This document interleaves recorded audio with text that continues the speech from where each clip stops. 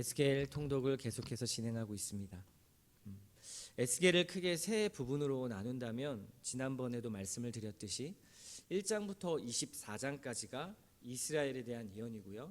그리고 25장부터 32장까지가 열방에 대한 예언입니다. 그리고 마지막으로 오늘 통독 순서인 33장부터 이제 마지막 48장까지 회복과 소망의 말씀을 하고 있는 것을 볼 수 있습니다. 이렇게 크게 세 부분으로 나눌 수가 있죠. 우리는 하나님이 주시는 회복과 그리고 소망이 무엇인지를 잘 보아야 합니다. 완전히 지금 쫄딱 망해버린 유다, 나라를 잃고 말 그대로 소망이 끊어진 그 유다에게 회복이라는 이 단어, 그리고 이 소망이라는 단어가 적용되려면 어떤 것이 필요할까요? 어떤 것이 회복이고 어떤 것이 소망일까요? 하나님께서 말씀하시는 분명한 의도가 있습니다. 오늘 2절 말씀을 한번 보십시오. 인자야, 네 얼굴을 세일산으로 향하고 그에게 예언하여. 지금 하나님은 에스겔에게 세일산에 대해서 명령하고 계십니다. 예언하라고 명령하고 계시죠. 지금 상황은 예루살렘이 바벨론에게 멸망을 당한 상황입니다. 이제는 완전히 멸망했죠. 그리고 대부분의 거민들이 바벨론 포로로 끌려간 상황입니다. 그와 동시에 지금 예루살렘에 비어버린 이 땅을 호시탐탐 노리는 족속이 있었습니다. 이제 다 포로로 끌려갔으니까요. 예루살렘 땅은 빈 땅이 되지 않습니까? 바로 유다의 남쪽과 동쪽에 있는 나라 세일산을 중심으로 거처를 삼고 있는 바로 에돔 족속입니다. 에돔 족속은 에서의 후예들을 말하죠. 그들은 빈 땅 유다에 슬금슬금 들어가서 살기 시작했습니다. 그리고 에돔은 이스라엘과 고질적인 적대감을 가지고 있는 민족이었습니다. 5절에 그 말씀이 있죠. 네가 옛날부터 한을 품고 이스라엘 족속의 환난 때 곧 죄악의 마지막 때에 칼의 위력에 그들을 넘겼도다. 아마도 에돔이 유다에게 한을 품고 있다라는 말은 창세기로 돌아가 보면 야곱과 에서의 관계로부터 틀어진 그 관계, 거기서부터 시작된 것으로 우리는 알 수가 있습니다. 에돔은요, 결코 유다가 잘 되는 것을 바라지 않았고요. 오히려 유다가 곤경에 처하는 것을 그대로 내버려 두었습니다. 오늘 말씀을 보면 유다를 칼날에 넘겨주었다라는 말씀이 있죠. 거기에다가 10절 말씀을 한번 보십시오. 에돔이 이렇게 말합니다. 이 두 민족과 두 땅은 다 내 것이며 내 기업이 되리라. 여기서 두 민족, 두 땅은 이스라엘과 유다를 가리킵니다. 한마디로 에돔이 지금 유다와 이스라엘을 다 먹어버리겠다. 이제는 그 땅을 우리가 갖겠다라고 말하는 뜻입니다. 그리고 그 땅이 자기네 땅이라고 자랑을 하면서 이스라엘을 조롱하듯이 말하고 있는 장면이 10절의 말씀입니다. 에돔은요, 여기서 오늘 본문에서 세일산으로 의인화되어 가지고 비유되고 있습니다. 그들은 유다가 곤경을 처한 공경을 틈타서 얻을 수 있는 모든 유익을 얻어내려고 하고 있습니다. 시편 137편 7절에서도 이렇게 에돔의 마음을 표현하는 문장이 있는데요. 여호와여, 예루살렘이 멸망하던 날을 기억하시고 에돔 자손을 치소서. 그들의 말이 헐어버리라 헐어버리라 그 기초까지 헐어버리라 하였나이다. 시편의 말씀입니다. 에돔은 지금 유다를 먹어버리려고 하고 있습니다. 이때 우리가 유다 백성이라면 어떨까요? 유다 백성의 마음이라면 어떨까요? 바벨론에 끌려와서 지금 자신의 땅이 자신의 원수 에돔인 사람들에게 이제 먹히고 있는 모습을 보고 있는 것입니다. 엄청난 절망감과 패배감, 또 한편으로는 분노가 치밀어 올랐을 것입니다. 에돔 사람들은 그렇게 기쁘게 또 의기양양하면서 미리 그 땅을 나누어 가지려고 했겠지만, 그렇지만 에돔 족속이 한 가지 놓친 것이 있습니다. 오늘 본문에서 잘 드러나고 있습니다. 그리고 오늘 본문의 핵심이 이것입니다. 바로 그 땅의 본 주인 하나님을 고려하지 않은 것이죠. 지금 그 땅의 진짜 통치자, 그 주인이신 하나님이 버젓이 계신데 자기들이 주인인 양 행세를 하고 있는 것, 지금 이것이 에돔의 행태입니다. 13절 말씀 보십시오. 너희가 나를 대적하여 입으로 자랑하며 나를 대적하여 여러 가지로 말한 것을 내가 들었노라. 지금 이들은요, 주인 행세를 넘어서 하나님을 대적하기까지 했다라고 말하고 있습니다. 지금 에돔의 행태를 보면서 하나님의 마음이 어떠셨을까요? 한번 상상을 해보십시오. 마치 이런 느낌일 것 같습니다.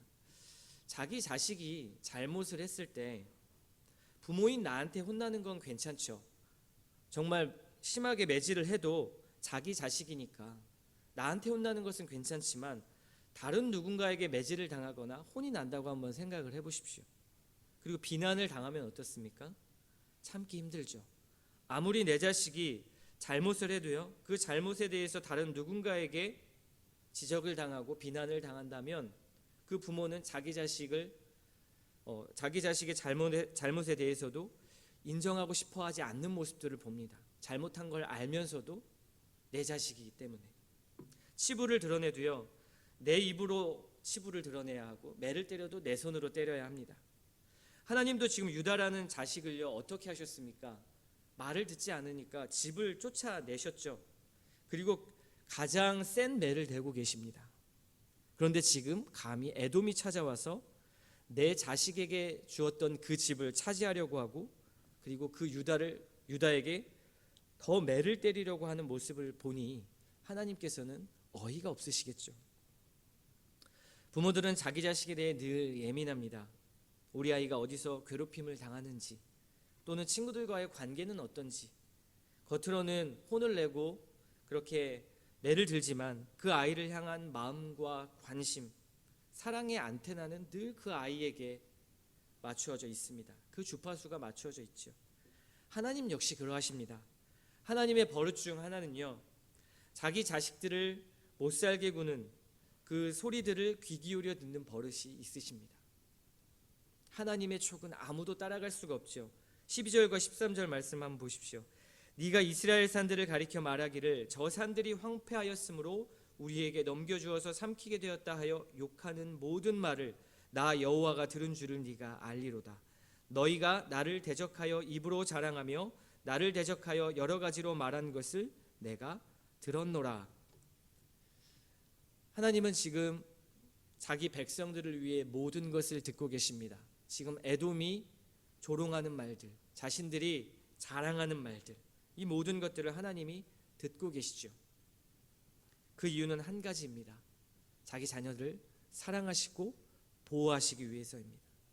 사랑하는 자녀가 해를 당하지 않도록 사랑하는 자녀를 지켜주시는 것이죠. 그리고 유다를 건드렸던 그 에돔 원수에게 하나님은 선포하십니다. 15절 말씀이죠. 이스라엘 족속의 기업이 황폐함으로 네가 즐거워한 것 같이 내가 너를 황폐하게 하리라. 세일사나 너와 에돔 온 땅이 황폐하리니 내가 여호와인 줄을 무리가 알리라 하셨다 하라. 지금 에돔은요 사실 유다를 상대하는 것이 아닙니다. 빈집이라고 해서 마음대로 그 집을 차지할 수 있는 상황이 아닙니다. 그들이 진짜 상대해야 했던 것은 바로 하나님입니다. 유다의 집을 건드린 것이 아니라 하나님의 집을 건드렸던 것입니다.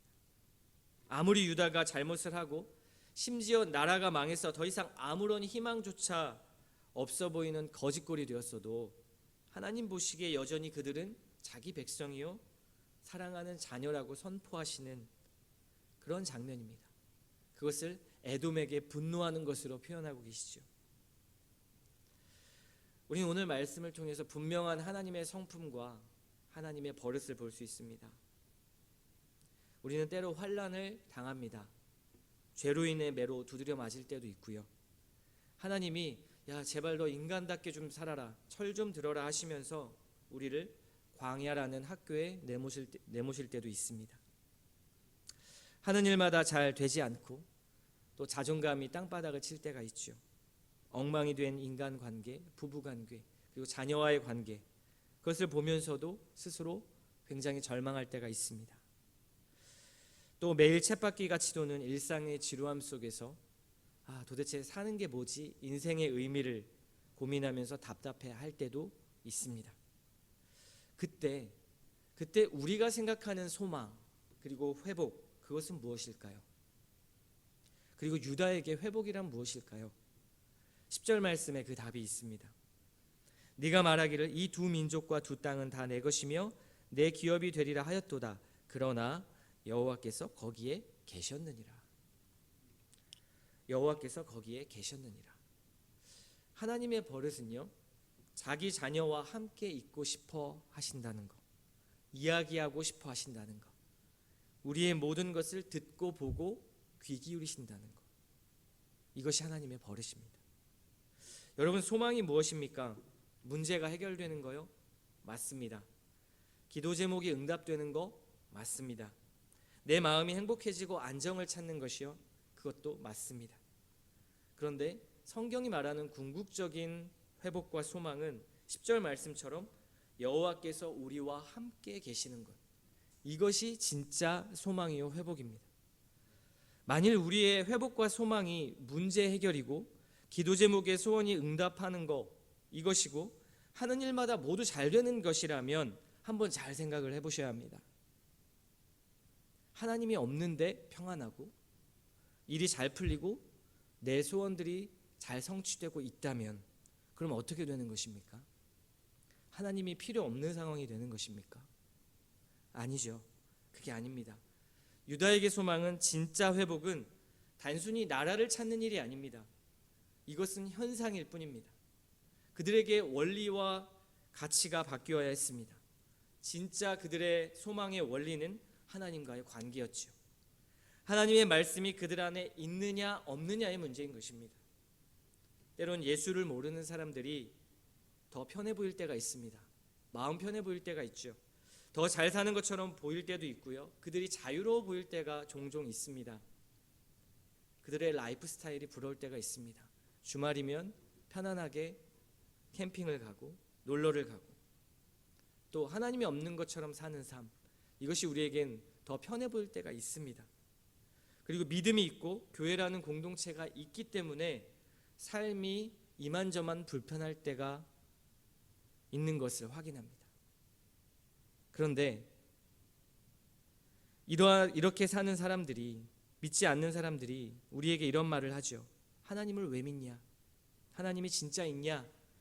솔직히 하나님 안 믿어도 이렇게 잘 살고 있는데 내가 너보다 잘 살지 않냐? 하나님 믿고 돈이고 시간이고 바치는 네 모습이 한심하다 라는 투로 비난을 할 때가 있습니다. 그런 말을 들으면, 또 그런 뉘앙스의 가치와 삶들을 보면 어떻습니까? 사실 딱히 반박하기도 어렵습니다. 그런데 유다의 모습을 보십시오. 세상 사람들이 보기에는 아마 이렇게 조롱했을 것입니다. 너희 나라도 망했잖아. 하나님이 어딨어? 너의 신은 어딨어? 바벨론의 마르둑이 진짜 신이지. 이렇게 조롱하지 않았겠습니까? 유다 백성들은 모든 정체성을 상실했을 것입니다.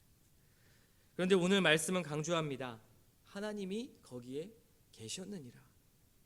하나님이 모든 것을 보고 계셨고요, 듣고 계셨고요, 심지어 그들이 망해서 포로로 끌려가는 순간조차도 거기에 계셨다라고 말씀하고 있습니다.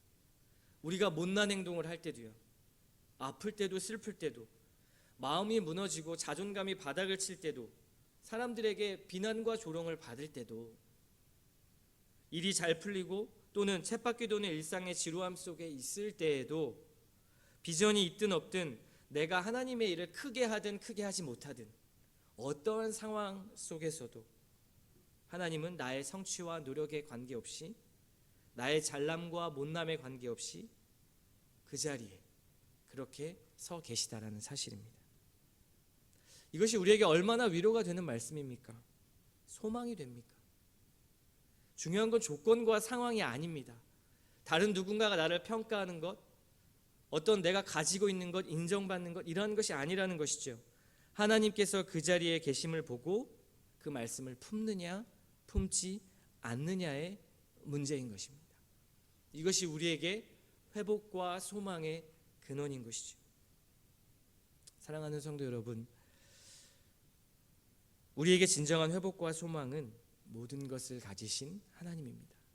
하나님이 함께 계시느냐 계시지 않느냐, 그분의 말씀이 내 안에 있는가 없는가, 그 말씀이 내 안에 있어서 내 손과 발을 움직이고 있는가, 그 말씀이 내 꿈과 비전, 내 소원이 되고 있는가를 한번 살펴보십시오.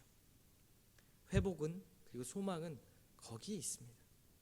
하나님이 오늘도 우리에게 소망을 주십니다. 이렇게 말씀하시죠. 그 누구도 그 무엇도 너를 좌지우지할 수 없다. 왜냐하면 나 여호와가 너와 함께하기 때문이다.